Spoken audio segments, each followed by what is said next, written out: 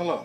I'd like to welcome you to a class that I believe that will make a huge difference in your life and your family's life as well.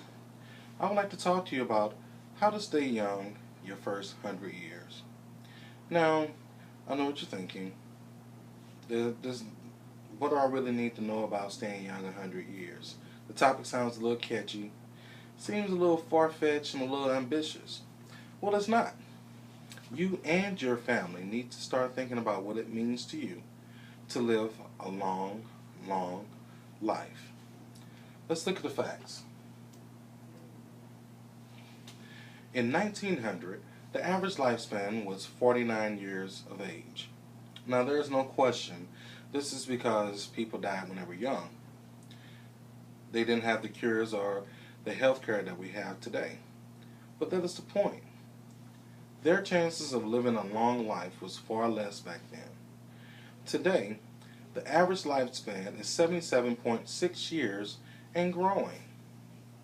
Scientists in 2006 from the University of Texas reported that by the year 2050, there will be over 800,000 Americans that will live over the age of 100, and many will live to see 150. So what does that mean? That means that your children will have to know more about how to stay young the first 100 years than they have to know more about spending your inheritance, because you'll probably live well into their retirement themselves and before they even get a chance to spend it, assuming that there is one. So yes, this is a topic that you and your family need to know about. You don't want to just merely exist on this planet. You want to be able to live, work, and play on this planet. You want to have a quality life. Now, we have a huge group of baby boomers that are going into the over 50 phase of life, and the long life is starting to reveal that we have some major areas of health concerns after the age of 50 if we don't do anything to prevent them before the age of 50. Before the age of 50. We have to get started and become preventive. Now, we've been facing the devastation of mental illness, such as Alzheimer's. Now, Alzheimer's or dementia that just didn't show up. Dementia normally shows in people who live 70 years or older. Who will live 70 years or older. So we have to take preventative steps in order to make sure that we have a sound mind as we grow older into these ages. Now, we've also seen an increase in skincare. There have been a huge growth in cosmetic surgery because people are simply wanting to get rid of the wrinkle problem that comes with aging. But the most important dysfunction that we've been dealing with is musculoskeletal problems. And that is simply the ability to get around, the ability to move the way that you used to. We have made huge strides in improving our lifespan of being able to live to 100, and also improving the way that we live our life. But we have not improved the way that we treat our spines. We are the first generation to see the ramifications of an older life, of living longer. And this long life reveals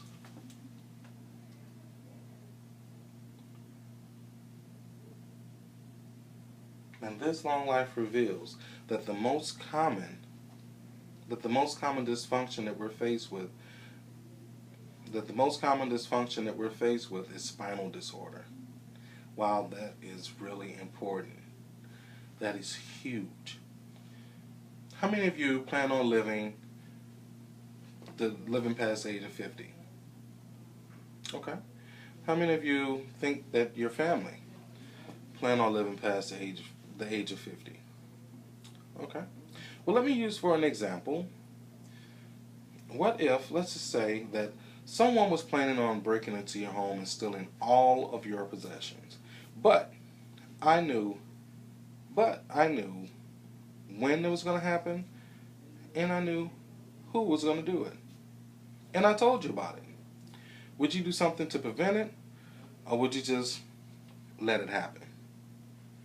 Well, I'm able to tell you what is going to rob you of your functional capacity and when it's going to happen. Are you going to do something about it, or are you just going to let it happen? Of course not. Let's prevent it. Of course not. Let's prevent it. If we would take all the steps to prevent someone from breaking into our house and stealing all of our belongings, why wouldn't we take the preventative steps of protecting our mobility? Now, I'm sure that we all agree that it is more important for us to protect our health than it is to protect our simple belongings. Well, let's also think about this. If we live to, let's say we live to the age of 65, or let's just say that we lost our mobility, that we lost our mobility at the age of 65, and we live to 105.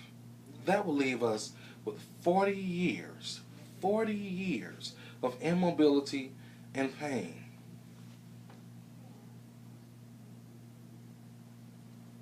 But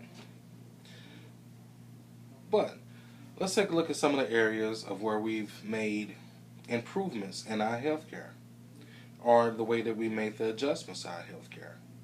Let's look at the adjustments that we made as far as tooth decay. Yeah, tooth decay. Now, we don't have as many cavities as we did before, and we don't lose as many teeth as we did before, because we merely have invested and protected and made the preventative steps to make sure all of this wouldn't happen anymore. We have far less cavities, and we have far less pain than we did before. We've also seen more and more people look into solving the problem of wrinkles. Yes, wrinkles. Since 1997, we have had a 465% increase in the people of trying to just simply get rid of the wrinkle problem. That is over 12 million people that have decided to simply do cosmetic surgery because they are afraid to look older. Well, now I'm sure that we all agree that immobility will make you look far older than some simple crow's feet. It's just simple crow's feet. That just means that we have to just take the preventative steps of protecting, again, our mobility.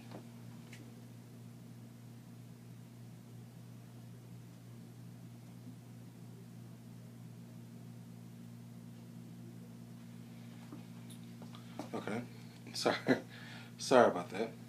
Now because we have to protect our spine and our mobility, this is major, because there is no such thing as a spinal transplant. You only get one spine. You can't replace it like you do teeth. You can't just simply put a cap on it. Why wait for your back to go out? You don't wait for your teeth to fall out.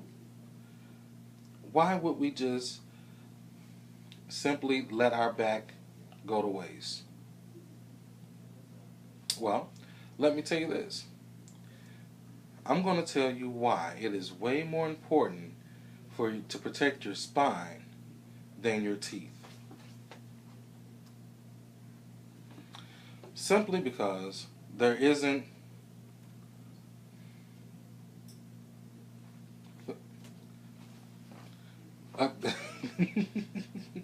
I'm sorry, I thought someone was getting ready to come in here. Oh, I'm sorry. Okay, but there is no such thing as a spinal transplant.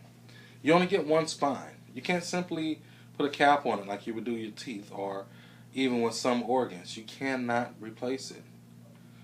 You cannot replace it. You just have to simply live with the pain. But you also have to keep in mind that this isn't just limited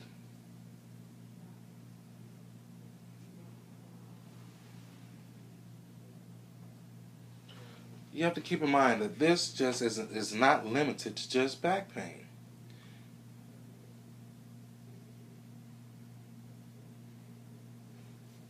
I'm sorry. This is not just limited to back pain. You can't get a new neck either. You cannot get a new neck either.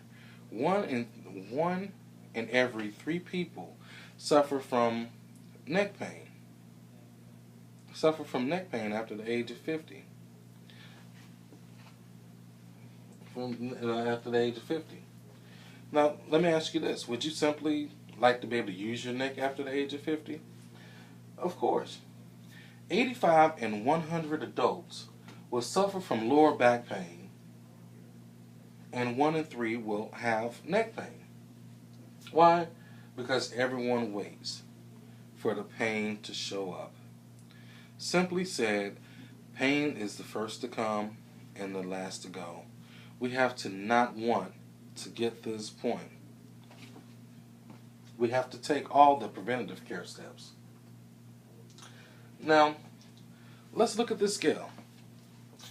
At the bottom of the scale it represents your age. And on the side it represents the number or the percentage of your functional mobility. Now, if you can see on here, it peaks at around, the functional mobility peaks around the age of 23. Then it drops like a rock by the age of 50. By the age of 50, it drops like a rock, and it leaves you at 50% mobility of the functions that you had at the age of 23. And then it even drops some more like a rock at the age of 60, leaving you with only 25% of the mobility that you had at the age of 23. Wow. Now, I know you ask, is it too late to change? Do we just have to simply accept the pain that we're in right now? What?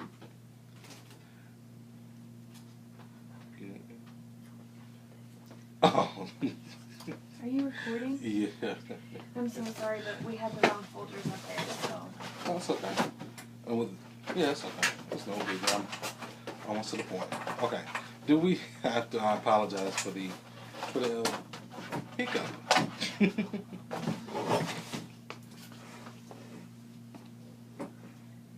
You need me to move that? No, I'm right there.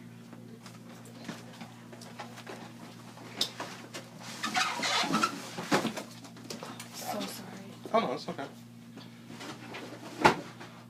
Okay. Can this be changed? Luckily, yes, it can be changed. We don't have to merely just accept the pain that we're sitting in. The good news is, with preventative care, The good news is, with preventative care, we can make a big improvement in this scale. Take a look at the scale right here. Now, this scale represents just letting nature run its course, but it's also showing what improvements can be made with preventative care. Now, it shows that at 75%, it can be maintained with preventative care all the way until the age of 80. Wow, that is huge. At the age of 80, being able to maintain 75% of your mobility is amazing. If we're going to be here, we might as well want to be able to have, we want to be able to use all of our functions. So why not take the necessary steps to make this happen?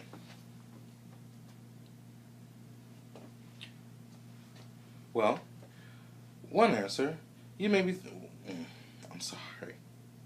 Well, one answer you may be thinking is that